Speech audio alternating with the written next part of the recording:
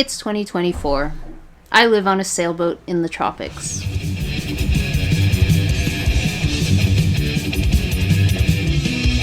We are not anywhere near being done. All our projects on the boat.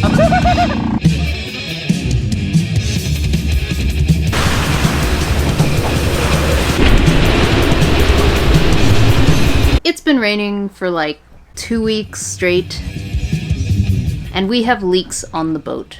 But I'm working on them with good materials to make my home better. I own my home. My home can take me further and further as I put more work into it. I follow some online forums that show me the state of renting where I used to live. And I check the rental listings regularly to see what it would be like to go back, maybe find some teaching work, and to rent a place around where I was born. The outlook is bleak.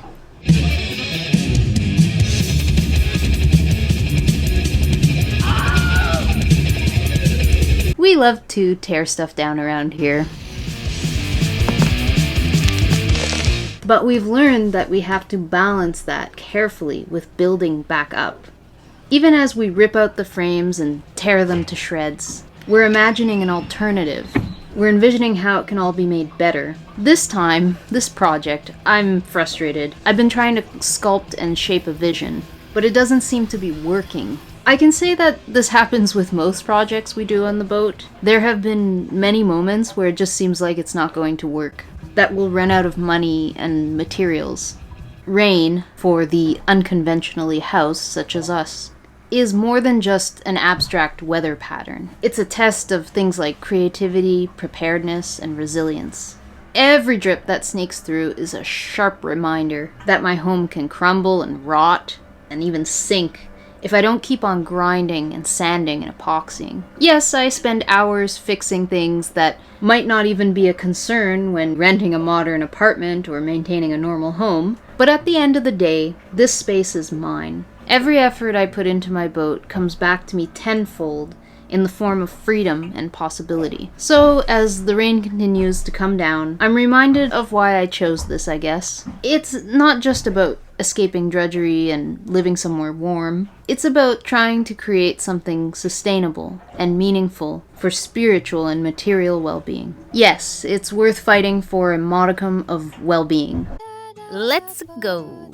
I had everything I needed to start making these windows again, including the hardwood to make the frames, stainless screws, and some drill bits. I also got my trusty crate because I'm too short to reach anything. First, I started drilling the holes to screw in the window frame. The screws would need to poke out slightly to imprint on the spot where I would then drill them in all the way. But I immediately encountered a problem. The drill bit was slightly too small, so the holes were too tight for the screws. Then the next size up drill bit simply shattered in the wood.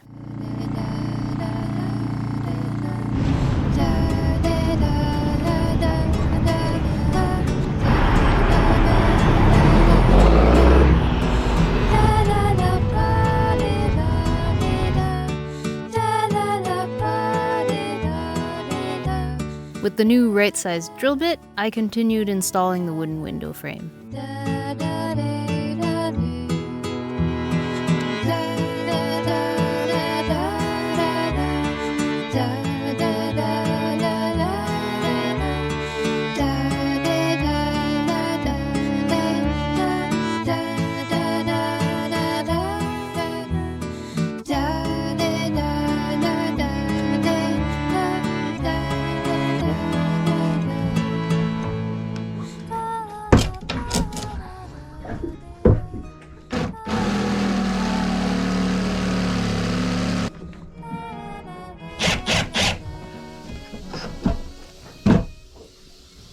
Now I was out of wooden strips. I needed to go buy several more planks at the wood shop and then bring them over to the boatyard, where the guys could then cut a groove for the glass to sit inside. Oh yeah, it's so unfair you have to wait 5 minutes. It's so unfair.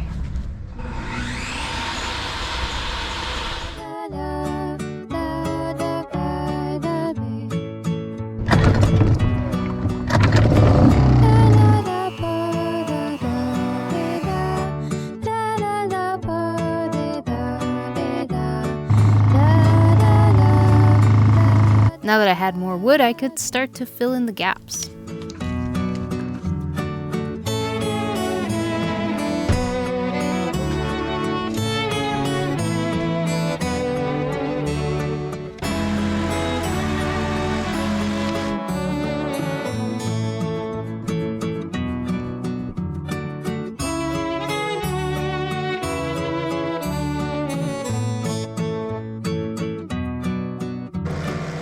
The precariously stored panes of glass on our boat would hopefully soon be back in their proper place. We decided to reuse these panes of glass because the expensive acrylic sheets that we could buy are probably of lower quality than these original glass pieces. Time to epoxy everything into place.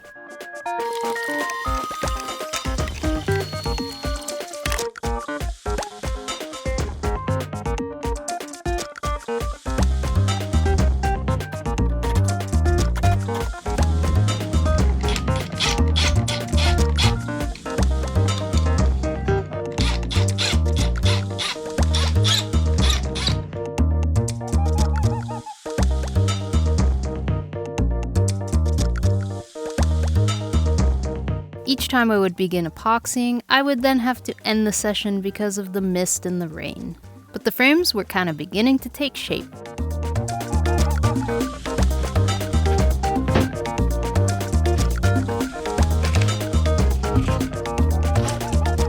Even though I'm at a dock, this project was turning out to be largely hand-sanded because the Guatemalan power grid is not too sturdy. I cleaned it all with solvent and then applied more thickened epoxy.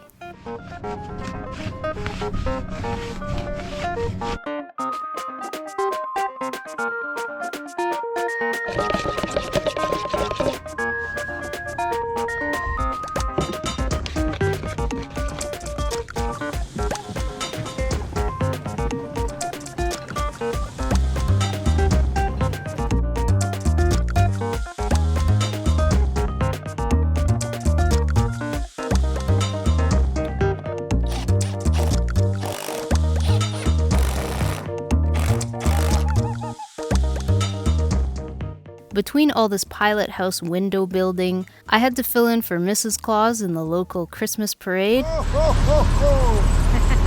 and rode with the actual Santa into town.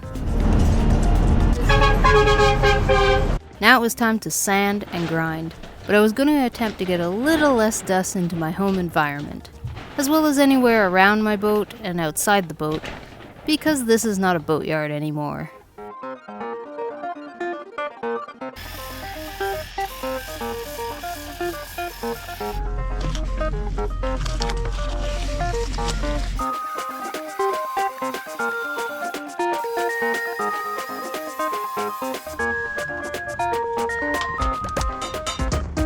Walking Choco in town among the wet, sloppy river edge and in the filthy street resulted in him having to go visit the vet. He's excited to go in. Are you vomiting every time you eat? Is that what's happening? The vet prescribed to Choco some deworming pills. Time to take your pill. Time to take the pill.